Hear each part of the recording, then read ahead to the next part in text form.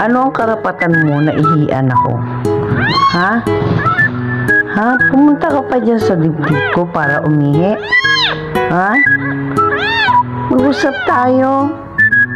Bakit ganyan ka? Lumalaki ka ng walang manners. Yan ang tinuturo sa'yo? Ha? Pag iihi ka, magsasabi ka, huwag ka basta iihi sa katawan ng tao.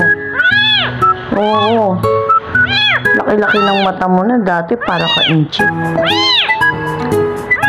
Hungry ka na ba? Sagot. Yes, hungry ka na? Oh, hungry na ang bebe? Hungry ka na? Hungry na siya. Oh.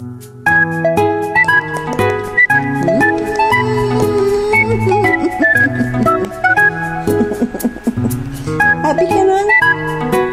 Ha? Sabah.